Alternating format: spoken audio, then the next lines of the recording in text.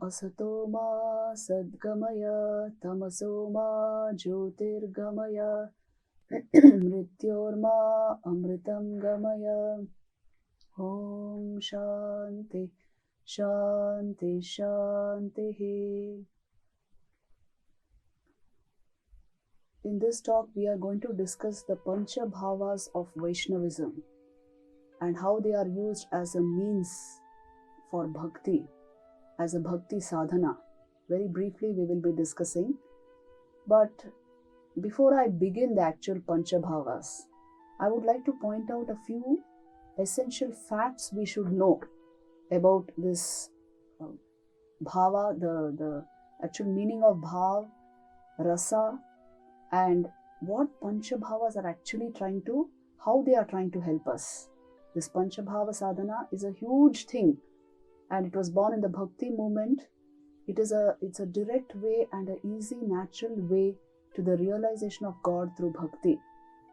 You can say Panchabhavas are very purified and subtle forms of the human relationships which we have, but elevated to such a state that they directly lead to the realization of God.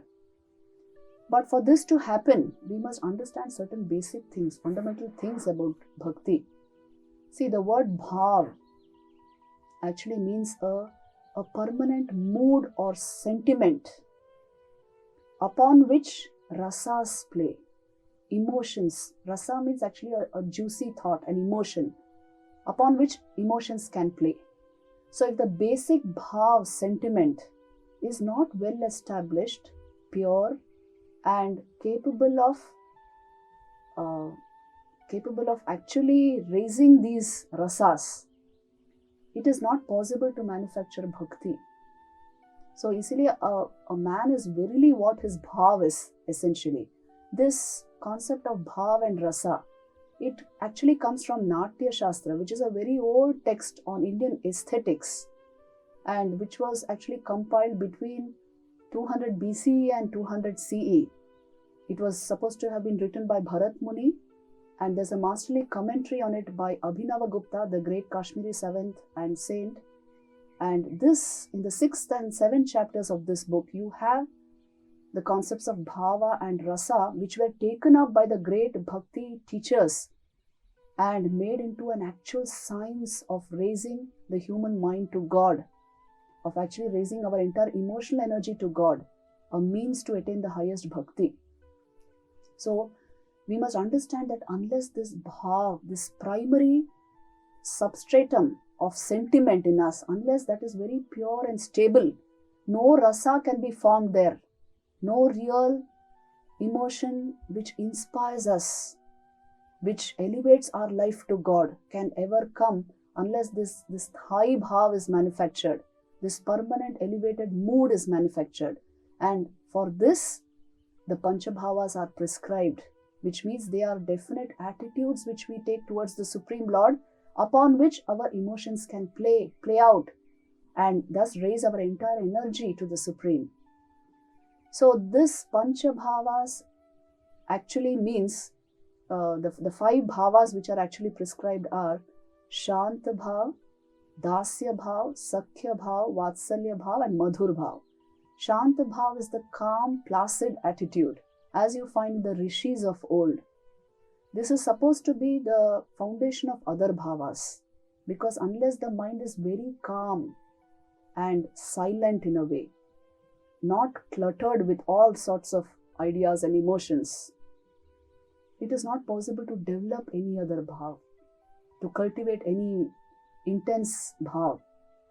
So Shant bhav is like the foundation of every other bhav, and you find this as a means to attain bhakti in many great saints. They have used this as a means, just an uncluttered, pure mind, where there is no agitation, where there is no worldly tinge, no desire, no lust for power or gain.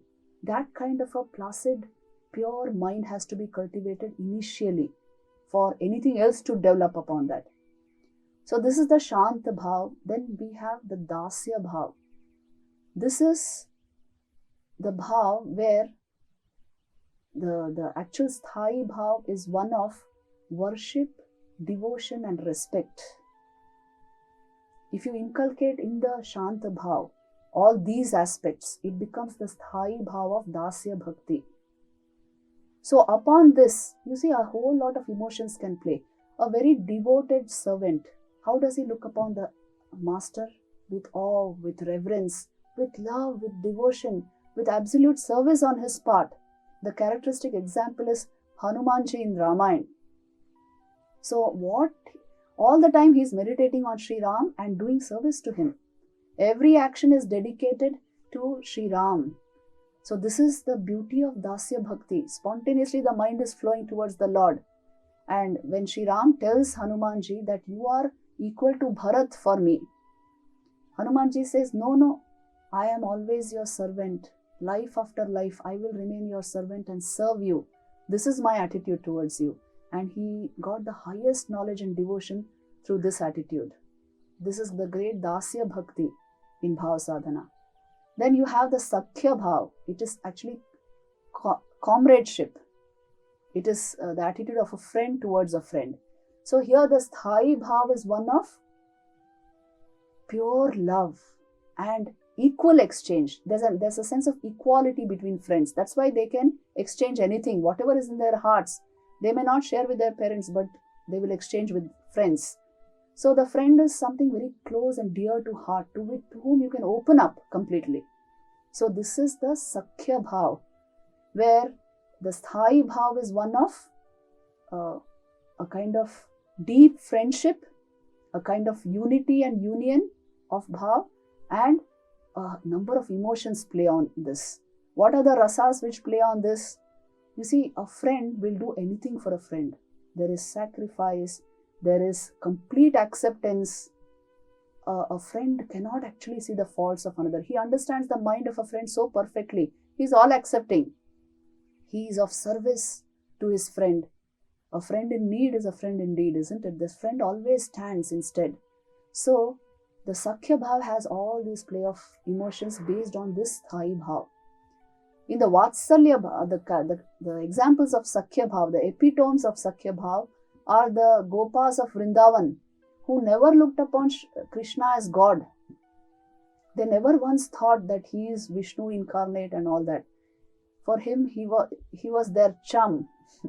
He was their best friend, their buddy. And they would climb on his shoulders and stand up on his shoulders and jump into the Yamuna. And then they would drag him into the Yamuna also.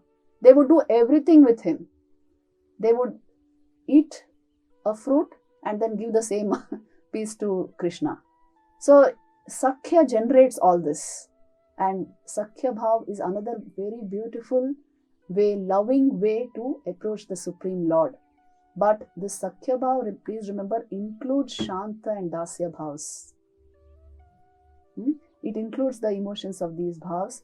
And along with this, it's like a huge river moving towards the Lord. There are so many examples of Sakhya Bhav. Arjuna is another example of Sakhya Bhav.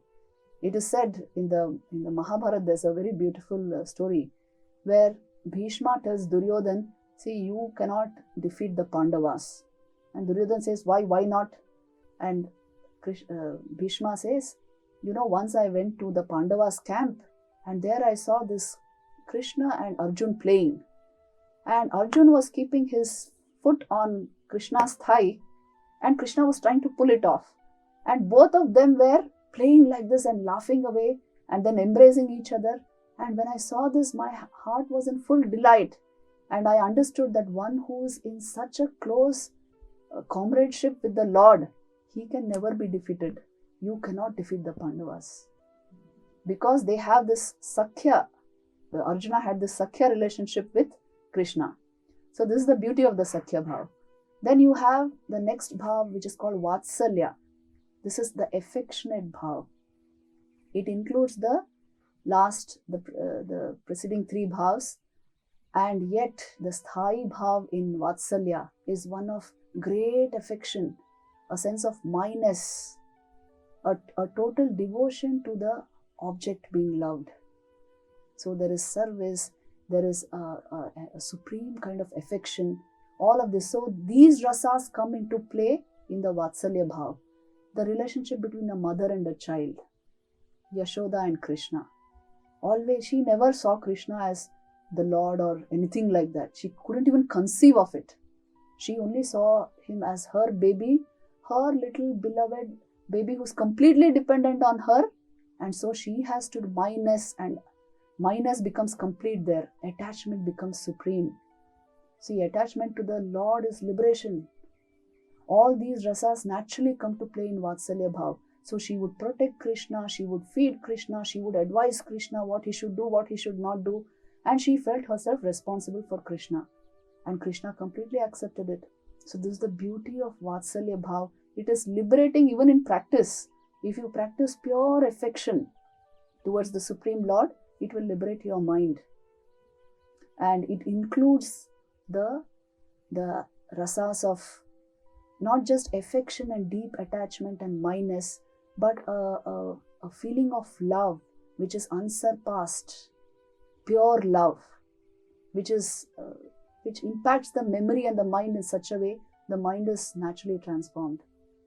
This is the beauty of Sakhya Bhav.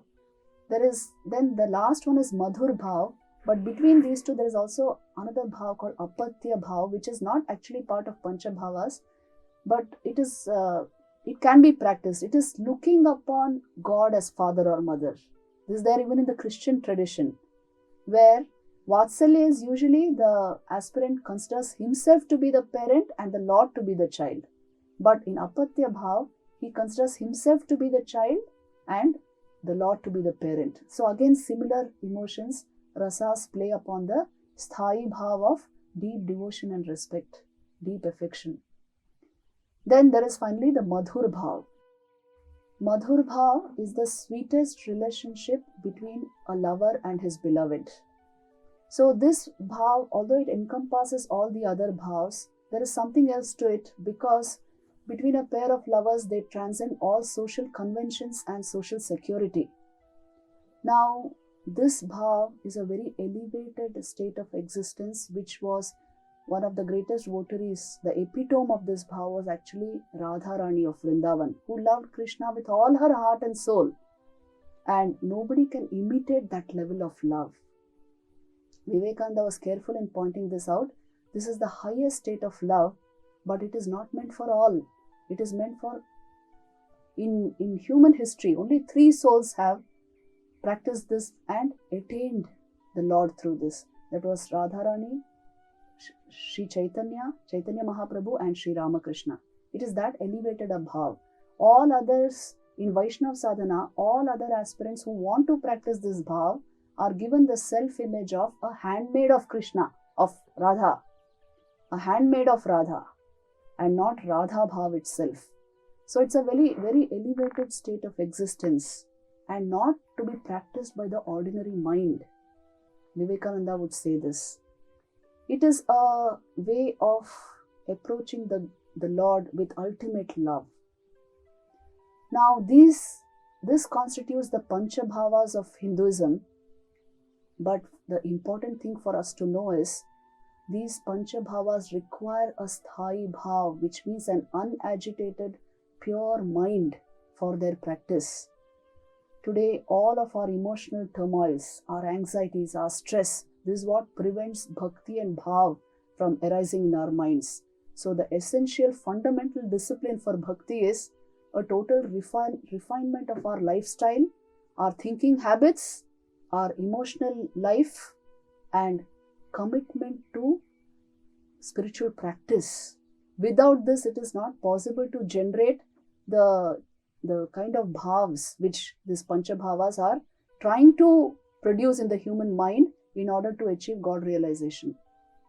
So this is very important. It is actually the Panchabhavas are the, you can say, the best form of emotional intelligence which the human being can manufacture.